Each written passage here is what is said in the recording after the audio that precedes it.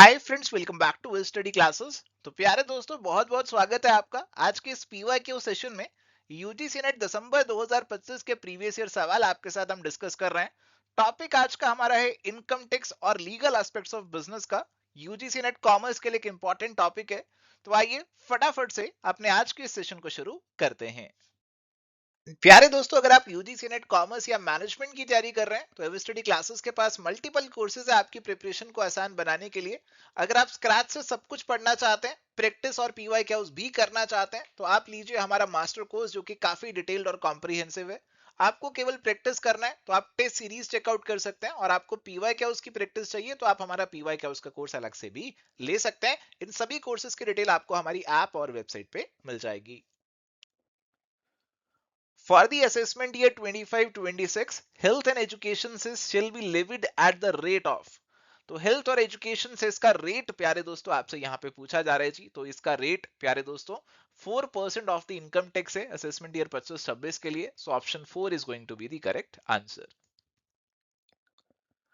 Arm's length price as per section 92F of the income tax act is the price applied or proposed to be applied when। अब देखो, जब transfer pricing का हमारा case होता है ना, section 92 आपका ट्रांसफर प्राइसिंग से जुड़ा हुआ है। तो ये कहते हैं कि अगर एक एंटरप्राइज दूसरी एंटरप्राइज के साथ ट्रांजेक्शन कर रही है और ये दोनों आपस में रिलेटेड है, एक दूसरे से रिलेटेड है, तो ये टैक्स की चोरी करने की कोशिश करेगी। जैसे लेट सपोज ये यूएसए में है, ये इंडिया में है, और अगर इंडिया में टैक्स का रेट ज्यादा है तो ये कोशिश करेंगे कि इंडिया में खर्चा ज्यादा से ज्यादा दिखाया जाए, और ये जो अपनी ट्रांजेक्शन की वैल्यू है ना उसको जबरदस्ती मैनिपुलेट करेंगे। तो हमने कहा कि अगर तुम रिलेटेड पार्टीज हो तो हमारी जो ट्रांजेक्शन प्राइस है वो हम देखेंगे as per the arm's length principle. Arm's length principle आपको कहते हैं कि वो प्राइस देखा जाएगा जो कि दो अनरिलेटेड पर्संस के बीच में होता, जो कि किसी ट्रांजैक्शन में एंटर कर रहे होते इन अनकंट्रोल्ड कंडीशंस। पर्संस भी अनरिलेटेड होते और कंडीशंस भी अनकंट्रोल्ड होती, तो आपका जो प्राइस होता that is arm's length price. So correct answer is going to be option number 4।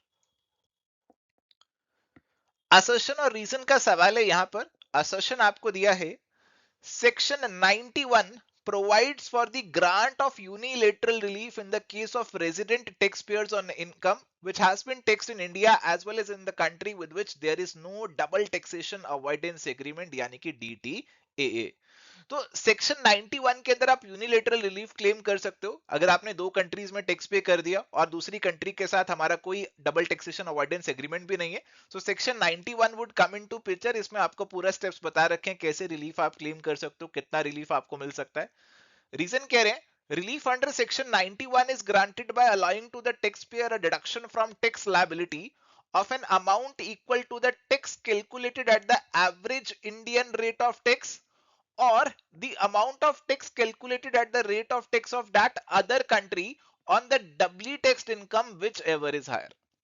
अब देखो जी, यह रिलीफ कितना मिलेगा, आपको दो चीजें देखनी है। एक तो इंडिया का टैक्स का रेट और दूसरा बाहर की जो दूसरी कंट्री है उसका टैक्स का रेट। इनमें से जो रेट आपका कम है, लोअर है, उस रेट का रिलीफ आपको मिलेगा। तो it is not higher, it is lower. So correct answer यहाँ पे हमारा असर्शन ही है, रीजन तो गलत है। सो हमारे पास जो आंसर बनने वाला है that is going to be option number 3।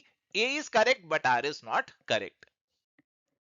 Mr. A resident in India, aged 60 years and earned agriculture income of rupees 5 lakh and non-agriculture income of rupees 3 lakh 80,000 for assessment year 25-26. Tax liability of Mr. A, assuming he does not opt to be taxed under the old tax regime is।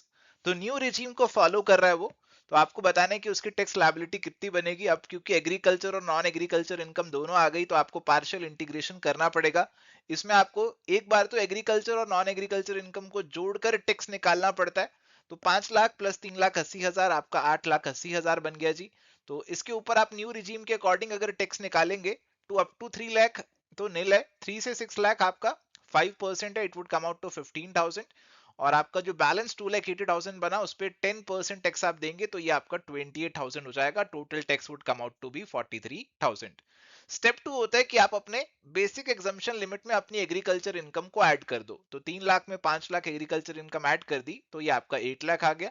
और इस पे भी आप tax बनाएंगे as per new regime, that would come out to 15,000 plus आपका ये 20,000, so this would come out to 35,000 और आपका जो टैक्स बनेगा that is going to be the difference between the two, that is 8,000 rupees आपका tax यहाँ पे बन रहा है। अब देखो वैसे तो टैक्स आपका 8,000 बन रहा है, बट इसमें अभी आपको रिबेट भी मिलनी है। रिबेट आपको मिलती है न्यू रिजीम में, आपकी यहाँ पे इनकम जो है नॉन एग्रीकल्चर इनकम जो है 7 लाख से नीचे है, 3,80,000 है आपकी, और इसीलिए प्यारे दोस्तों यहाँ पे आपको पूरी की पूरी ही रिबेट मिल जाएगी, इस 8,000 की पूरी रिबेट मिल जाएगी। मैक्सिमम आप 25,000 तक की रिबेट ले सकते हैं अप टू 7 लाख की इनकम, और इसीलिए यहाँ पे आपका कुछ भी टैक्स फाइनली नहीं बनेगा। Correct answer is going to be option number 4। An assessee who declares his business professional income in accordance with the provisions of section 44 AD or 44 ADA must pay up to 100% of the advance tax payable on or before।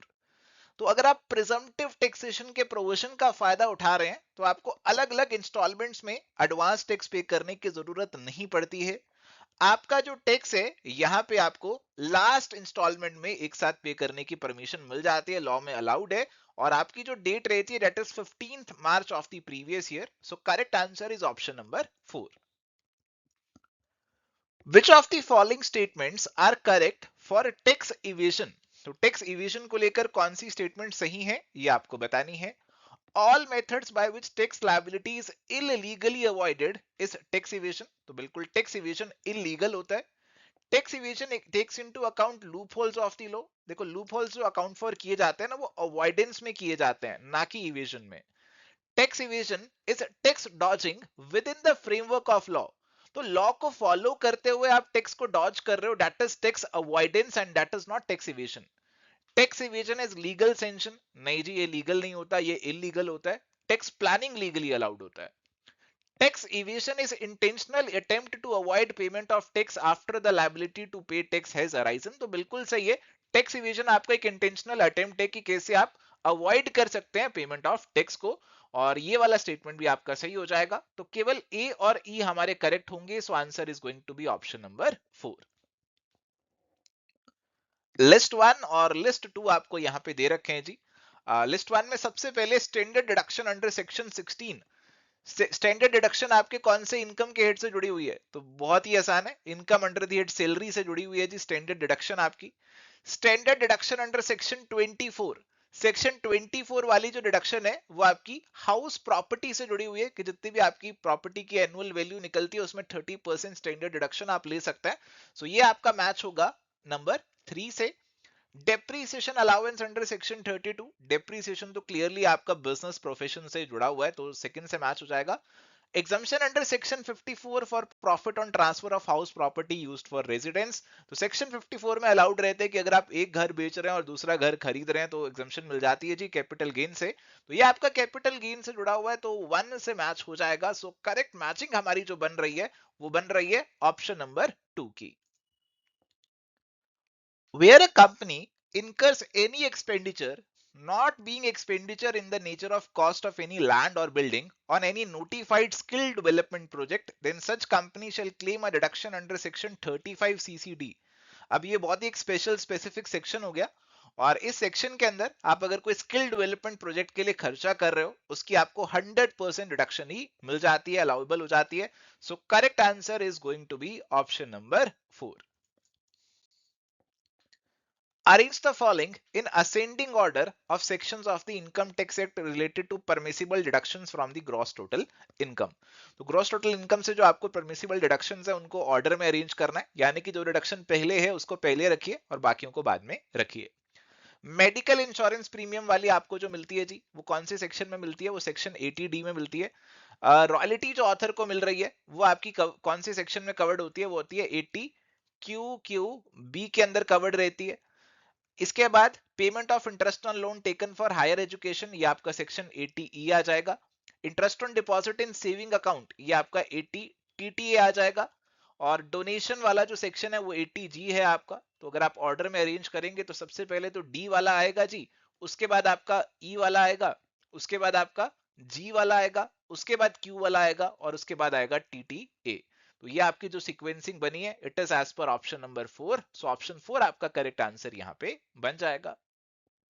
Match list 1 with list 2, यहाँ पे आपके TDS के अलग अलग section आपको देखने को मिल रहे हैं जी। सबसे पहले deduction of tax at source on fees for professional और टेक्निकल सर्विस, तो ये वाला जो आपका टीडीएस है ये प्यारे दोस्तों आपका सेक्शन 194 जे के अंदर कटता है, और अगर आपको यही पता चल गया तो आप आंसर लगा लेंगे, ऑप्शन नंबर 2 का बनेगा। बाकी लाइफ इंश्योरेंस पॉलिसी का आपको यहाँ पे दे रखा है, ये 194 डी ए के अंदर आता है जी। और लॉटरी और क्रॉसवर्ड पजल का जो आपका टीडीएस है वो सेक्शन 194 बी के अंदर आता है। Interest other than interest on securities ये आपका 194 ए के अंदर आता है जी। सो करेक्ट आंसर यहाँ पे हमारे पास जो बनने वाला है that is going to be option number 2। तो प्यारे दोस्तों यहाँ पे हमारे पास सवाल है लिस्ट 1 और लिस्ट 2 हमें दे रखे हैं। लिस्ट 1 में जो टर्म्स है वो हमारे पास है डॉक्ट्रिन ऑफ केविएट एम्प्टर, आपको मतलब पता होगा, let the buyer beware, bailment and pledge, holder in due course, deep in, जो कि बेसिकली आपका डेजिग्नेटेड पार्टनर आइडेंटिफिकेशन नंबर है, आपको लिस्ट 2 से मैच करना है। तो डॉक्ट्रिन ऑफ केविएट एम्प्टर आपका जो है वो यहाँ पे सेल ऑफ गुड्स एक्ट से जुड़ा हुआ है जी। लेट द बायर बिवेयर, तो खरीदते समय पूरी जांच पड़ताल करें फिर खरीदें। बेलमेंट एंड प्लेज, ये बेलमेंट और प्लेज आपके स्पेशल टाइप ऑफ कॉन्ट्रैक्ट्स रहते हैं जिसमें बेलर बेली रहते हैं, एक कोई कमोडिटी को किसी दूसरी पार्टी को दिया जाता है किसी काम वगैरह के लिए, तो ये आपके स्पेशल कॉन्ट्रैक्ट्स है, तो ये 1 से मैच होगा। और होल्डर इन ड्यू कोर्स ये आपका नेगोशिएबल इंस्ट्रूमेंट से जुड़ा हुआ है, ये वो पर्सन होता है जिसको नेगोशिएबल इंस्ट्रूमेंट मिला है, ड्यू कोर्स में प्रॉपर कंसीडरेशन के साथ मिला है।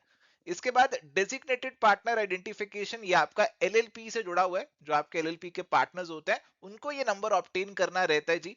तो ये आपका सेकंड से मैच हो गया। करेक्ट मैचिंग यहाँ पे जो हमारी बन रही है ऑप्शन नंबर 4 वाली बन रही है, so that is going to be the correct answer. Arrange the following acts in ascending order as per their year of enactment, तो कौन सा एक्ट पहले आया उसे पहले लगा दीजिए, जो बाद में आए उनको बाद में लगा दीजिए। तो इन सभी कानूनों में से देखो सबसे पहले जो कानून आया था वो था इंडियन कॉन्ट्रैक्ट एक्ट, जो कि आया था 1872 में। इसके बाद आया था नेगोशिएबल इंस्ट्रूमेंट्स एक्ट 1881। इसके बाद इंफॉर्मेशन टेक्नोलॉजी एक्ट 2000, और उसके बाद कंपटीशन एक्ट 2002, और आरटीआई एक्ट 2005, ये सबसे लास्ट में आया था। तो बिल्कुल उल्टी सीक्वेंसिंग हो गई, ई डी सी बी ए, यानी कि ऑप्शन नंबर 1 आपका करेक्ट आंसर यहां पे बनेगा।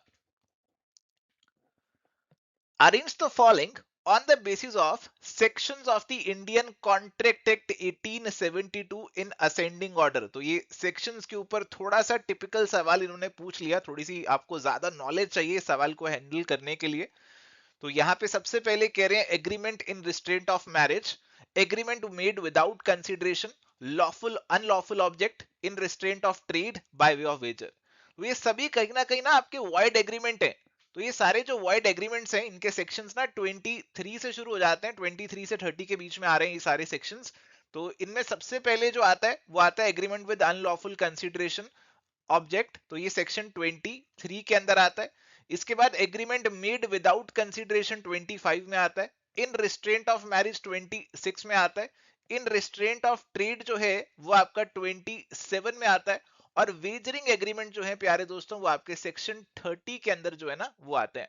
तो अगर आप सीक्वेंस बनाने की कोशिश करेंगे तो ये C B A D E, यानी कि ऑप्शन नंबर 1 करेक्ट आंसर बनेगा। थोड़ा सा लेवल इस सवाल का हाई था। What are the GST rates applicable after 22 September 2025? तो जनाब 22 सितंबर 2025 एक इंपॉर्टेंट डेट है जीएसटी के कॉन्टेक्स्ट में, क्योंकि यहां से आपके रेट्स में एक बहुत इंपॉर्टेंट चेंज आ गया था, और आपके जो रेट्स है उनको रीस्ट्रक्चर कर दिया। और आपका जो बेसिकली यहाँ पे 12% और 28% का रेट है ना उसे खत्म कर दिया। ये बी और डी वाले तो खत्म हो गए, ए सी और ई केवल यही 3 रेट्स अब हमारे पास रह गए थे, 5, 18 और 40। So correct answer is going to be option number 3। Given below are two statements. One is labeled assertion and other is reason. Assertion आपको दे रखा है, a gentleman died leaving a young widow. Relatives of the deceased threatened the widow to adopt a boy, otherwise they would not allow her to remove the dead body of her husband for cremation. The widow adopted the boy. अब बताइए जी, एक एक यहाँ पे gentleman है, उनकी death हो गई, अब उनकी जो विडो है उनको फोर्स किया गया कि आप एक बॉय को अडॉप्ट कीजिए, तो यहाँ पे उन्होंने जबरदस्ती से बॉय को अडॉप्ट करवा लिया। रीजन दिया, widow subsequently cancelled the adoption, court held her consent was not free due to coercion. तो विडो ने बाद में कैंसिल किया और उसने कहा कि भाई मेरे साथ तो जबरदस्ती किया था, कोerजन इन्वॉल्व था, तो बिल्कुल जी जबरदस्ती था, कोerजन इन्वॉल्व था, कॉन्ट्रैक्ट कैंसिल हो जाएगा। तो दोनों असर्शन और रीजन करेक्ट है, और रीजन असर्शन को लिंक कर रहा है, सपोर्ट कर रहा है, so correct answer would be option number 1। चलिए तो प्यारे दोस्तों, यहाँ पे हमें एक पैसेज दिया हुआ है और इस पैसेज के बेसिस पे हमें आगे 5 सवाल दिए हुए रहेंगे जिनको हमें सॉल्व करना है। तो आइए फटाफट से एक बार पैसेज को रीड करते हैं, फिर बढ़ेंगे सवालों की तरफ। Read the following passage and answer the questions. An application was sent to Registrar of Companies to obtain the certificate of incorporation on 30th December 2024. One of the promoters, Raj, made the allotment of shares of the company on 28 December 2024. अरे बाप रे, आपने incorporation certificate से पहली allotment करवा दिया. He also made a contract to buy a certain machinery from Pooja by representing himself as an agent of the company on 20 December 2024. Raj also signed the memorandum of association of the company on behalf of all the 7 members to obtain the certificate of incorporation. तो बहुत ही उल्टी सीधी चीजें हो रही हैं.